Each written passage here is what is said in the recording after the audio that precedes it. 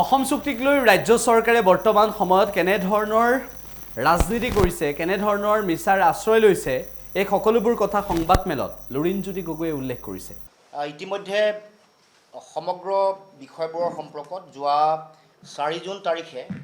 আমাৰ দলৰ তৰফৰ পৰা যিখন সংবাদমেল আয়োজন কৰা হৈছিলে, বিশেষভাৱে অসম ভূমি আৰু ৰাজহ অধিনিয়ম 1986 চনৰ এই যি অধিনিয়ম এখনৰ পুনৰীক্ষণৰ কাৰণে আৰু ভূমি সম্পৰ্কীয় আন বিভিন্ন আইন সকলো পুনৰীক্ষণ কৰিবৰ কাৰণে এখন আয়োগ গঠন কৰি চৰকাৰে যি তেওঁলোকৰ জাননী জাৰি কৰিছিলে, যিটো এডভাৰটাইজমেণ্ট জাৰি কৰিছিলে, তাৰ পাছত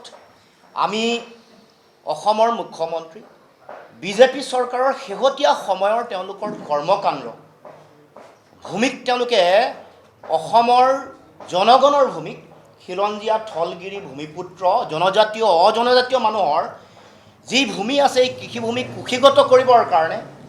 দিনে দিনে কৰি অহা কাম কাজৰ দীঘলীয়া যিটো পৰিক্ৰমা আমি দেখিবলৈ পাইছিলোঁ, সেই সম্পৰ্কত বিস্তৃতভাৱে আমাৰ দলৰ তৰফৰ পৰা ব্যাখ্যা কৰা হৈছে। যিবোৰ পটভূমি কেনেকৈ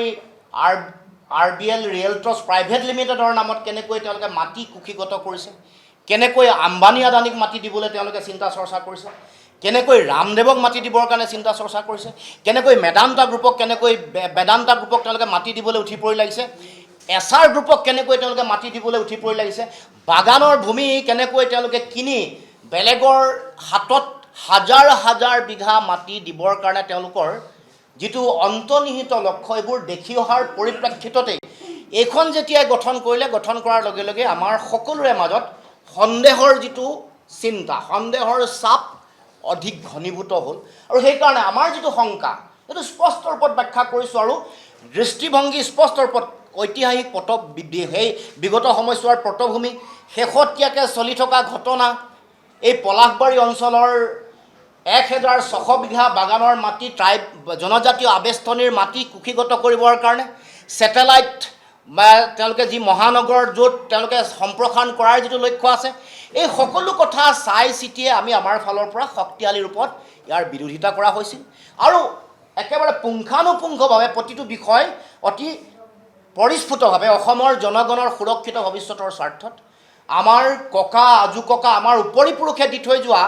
আমাৰ ভূমিৰ ওপৰত আমাৰ যিটো জন্মস্বত্ব অধিকাৰ, এইটো যাতে সদায় সুৰক্ষিত হৈ থাকে। মাটিয়ে আমাৰ মা, গতিকে এই মাটিক ৰক্ষা কৰাৰ যিটো আমাৰ জাতীয় দায়িত্ব, এক জাতীয়তাবাদী ৰাজনৈতিক দল হিচাপে আমাৰ যিটো এই দায়িত্ব আছে, সেই দায়িত্ব সম্পৰ্কত ইতিমধ্যে আমি আমাৰ বক্তব্য ৰাখিছোঁ। জনগণকো সজাগ আৰু সচেতন কৰিবৰ কাৰণে ইতিমধ্যে সেই সম্পৰ্কত যথেষ্ট স্পষ্টভাৱে ব্যাখ্যা আগবঢ়োৱা হৈছে। ভূমি প্ৰশাসন আয়োগ, অসম ভূমি প্ৰশাসন আয়োগ যিখন তেওঁলোকে বনাইছে, সেই আয়োগখনে কিছুমান কথা প্ৰশ্নৰ অৱতাৰণা হৈছিল, বৰ খৰখেদাকৈ দিছে। বেছি শুনানিৰ মানুহক এই সম্পৰ্কত যিবোৰ দিব লাগে তেওঁলোকৰ ইয়াৰ বিৰোধিতা বা এই সম্পৰ্কত তেওঁলোকৰ সংযোজন বিযোজনৰ কাৰণে পৰামৰ্শ, কম সময়, একেবাৰে কম সময় নিৰ্ধাৰণ কৰি দিছে। কেইখনমান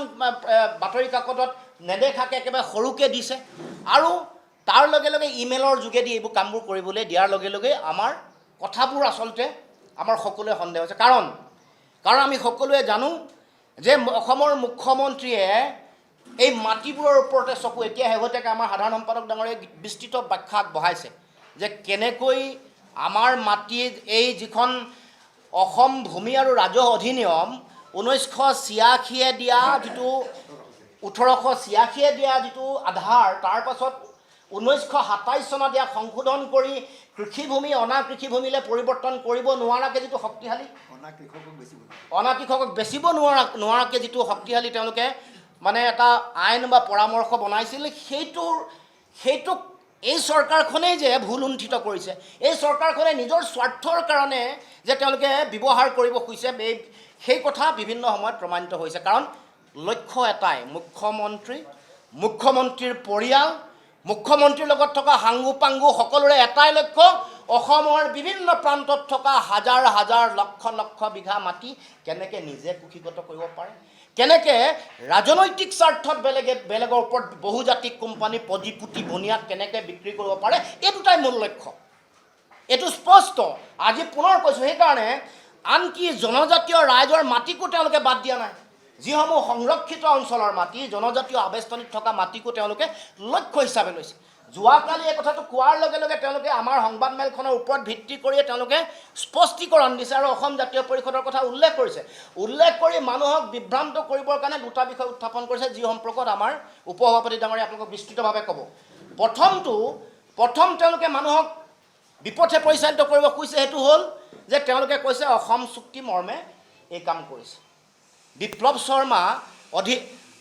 অধিবক্তা ন্যায়াধীশ বিপ্লৱ শৰ্মাৰ যিখন অসম চুক্তিৰ 6 নম্বৰ দফা কাৰ্যকৰী কৰিবৰ কাৰণে যিখন সমিতি, উচ্চ পৰ্যায়ৰ সমিতি গঠন হৈছিল, সেই সমিতি মৰ্মে তেওঁলোকে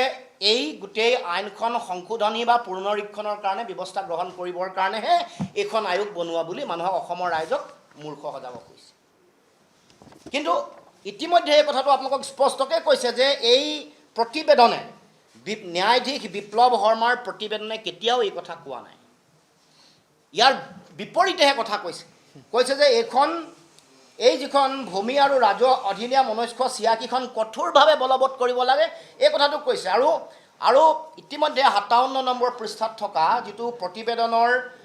দফা 7.6.4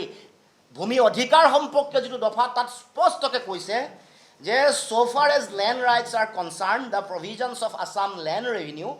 and Regulations 1986 as amended be strictly followed.